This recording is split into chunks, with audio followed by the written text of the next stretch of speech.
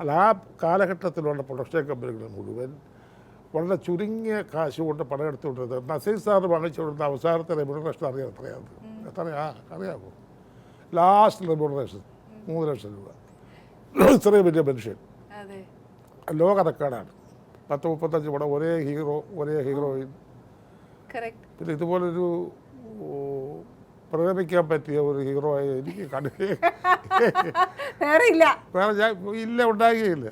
കാരണം അങ്ങേരുടെ ആ രീതികളൊക്കെ കണ്ടു കഴിഞ്ഞാൽ ആ ഒരു ശരിക്കും അദ്ദേഹത്തിനോട് വർക്ക് ചെയ്തപ്പോൾ നമുക്കൊരു ആരാധന തോന്നിയിട്ടുണ്ടോ? തല്ലലും ഉണ്ടല്ലോ പണ്ട് പോലെ. ഫിലിമിൽ വെറുതെ മുമ്പേ ഉണ്ട്.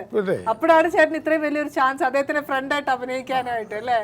അപ്പൊ ചേട്ടൻ ലൈഫിൽ ഇതുവരെ തിയേറ്ററിൽ പോയി ഫിലിം കണ്ടിട്ടില്ല? വളരെ അപൂർവമാണ്. ഒരു മാക്സിമം ഒരു 5-6 പടത്തിൽ കൊണ്ട് പോയിട്ടില്ല, പോകാൻ പറ്റിയിട്ടില്ല.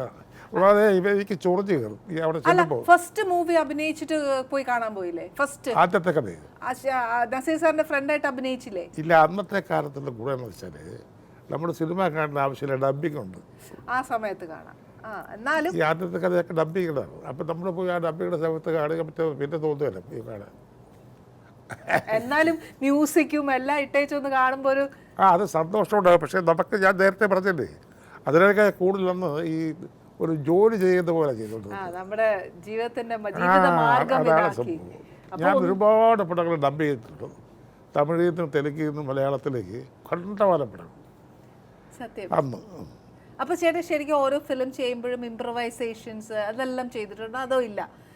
അപ്പൊ ചെന്ന് ആ ക്യാരക്ടർ കിട്ടുന്നത് ഞാൻ ഇതുവരെ ചെയ്തിട്ടുള്ള അതേ ഉള്ളൂ. എന്നോട് പലരും ഒരുപാട് പേര് പറയാറുണ്ട്, മറ്റ് അന്യഭാഷാ സിനിമകൾ കണ്ടു കഴിഞ്ഞാലേ നമുക്ക് ഇംഗ്ലീഷ് പടങ്ങളൊക്കെ കണ്ടു കഴിയുമ്പോൾ ഒരുപാട് സംഭവങ്ങൾ കിട്ടും. മറിച്ച് അവരെന്ത് കണ്ടുപിടിച്ചതാണ് ഈ ആൻ്റണിക്കും ഒക്കെ ആരെ കണ്ട പഠിച്ചത് എന്ന് പറഞ്ഞ പോലെ നമുക്ക് ഇന്നേറ്റായിട്ടുള്ള എന്തെങ്കിലും ഉണ്ടെങ്കിൽ ഇത് പ്രസൻറ്റ് ചെയ്യുക എന്നുള്ളതാണ് എൻ്റെ പ്രിൻസിപ്പലാണത്. മറ്റൊരാളെ കണ്ടിട്ട് അതിൽ നിന്ന് അനുകരിച്ചിട്ട് എന്തെങ്കിലും നമുക്കത് ആവശ്യമില്ലത്. നമുക്ക് നമ്മുടേതായിട്ടുള്ള ചില സംഭവങ്ങളുണ്ട്, അത് നമ്മൾ ചെയ്യും.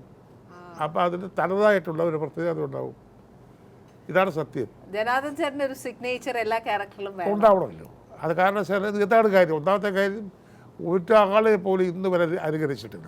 അനുകരിക്കാൻ പറ്റും, അനുകരിച്ച് പോയാൽ പോയി സംഭവത്തിൽ. പിന്നെ നമ്മൾ നമ്മുടെ സിഗ്നേച്ചർ ഇല്ലാതെ നമ്മുടെ ഐഡന്റിറ്റി അവിടെ ഇല്ല. അതാണ് പറയുന്നത്. നമ്മുടെ ഇന്നേറ്റ് ക്വാളിറ്റി വരണമെങ്കിൽ നമ്മൾ ആ കഥാപാത്രത്തെ വായിച്ച് ഡയറക്ടറുമായിട്ട് സംസാരിച്ചിട്ട് ചില സംഭവങ്ങൾ ഇങ്ങനെ ചെയ്തോട്ടെ അല്ലെങ്കിൽ ഇങ്ങനെ ചെയ്തോട്ടൊക്കെ ചോദിച്ച് അവരുടെ കൂടെ ഒരു ഇത് അഭിപ്രായമൊക്കെ ഇട്ടുകയും ചെയ്യുമ്പോഴത്തേക്ക് നന്നാവും. അത് സത്യം. ഇതാണ് സത്യം. കാര്യം ഒരു ചേട്ടൻ നേരത്തെ പറഞ്ഞ പോലെ ആ കഥാപാത്രം എങ്ങനെ വേണമെന്നും അതിന്റെ ഔട്ട്പുട്ട് എന്തായിരിക്കണം എന്നുള്ളത് ഡയറക്ടറിനല്ലേ ഏറ്റവും കൂടുതൽ നിശ്ചയം. അപ്പൊ ആ പെർഫോമൻസ് കൊടുക്കുക എന്നുള്ളതാണല്ലോ എല്ലാ ആർട്ടിസ്റ്റിന്റെയും ലക്ഷ്യം എന്ന് പറയുന്നത് അല്ലേ?